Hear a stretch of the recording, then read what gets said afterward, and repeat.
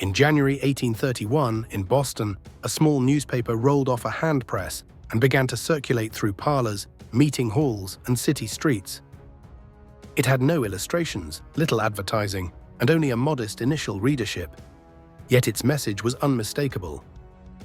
The paper was called The Liberator, and its editor, William Lloyd Garrison, announced that he would not soften his words, he would not retreat, and he would be heard. In an age when gradual emancipation still framed polite discussion, Garrison demanded something different: immediate, unconditional abolition of slavery throughout the United States. William Lloyd Garrison was born in Newburyport, Massachusetts, in 1805. Apprenticed to a printer as a teenager, he learned the craft that would define his influence. Garrison had begun his career in journalism, but it was his growing belief that slavery was a moral sin that pushed him toward abolitionism.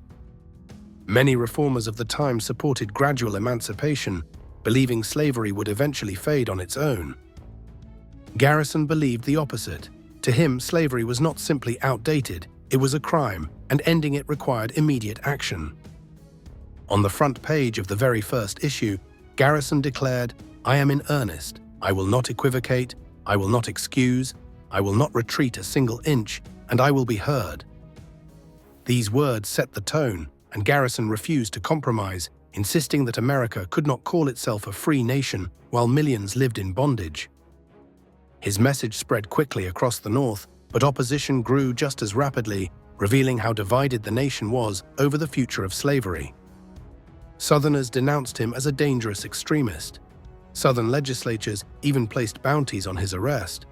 But Garrison never backed down.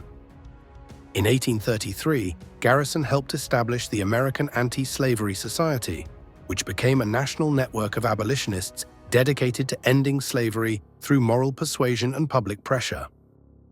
This organization sent speakers across the North, circulated anti-slavery pamphlets, and petitioned Congress to act. Garrison's influence came not only from his writing, but from his uncompromising principles, rejecting violence and insisting that slavery be destroyed through truth, moral conviction, and public awareness. He also challenged his own supporters when he believed they moved too slowly or made excuses, holding everyone, himself included, to the highest moral standard. Not all reactions were supportive. Many Northerners, especially merchants tied to Southern trade, saw Garrison as a threat to economic stability. Mobs sometimes attacked abolitionist meetings, and Garrison himself was once dragged through the streets of Boston by an angry crowd. Yet he continued publishing issue after issue for more than 30 years, refusing to abandon his cause despite the danger. Garrison also shaped the lives of other abolitionists. One of the most important was Frederick Douglass, who credited Garrison with helping launch his public speaking career.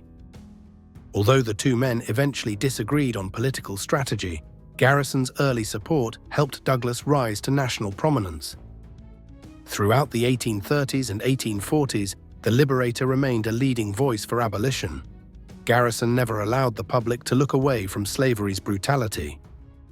Even when his views, such as criticizing the Constitution as a slave document, made him unpopular, he insisted that moral truth mattered more than comfort or approval.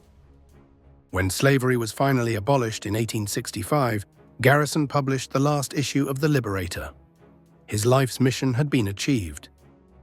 For more than 3 decades, he was one of the clearest, most persistent voices demanding that the United States live up to its founding ideals.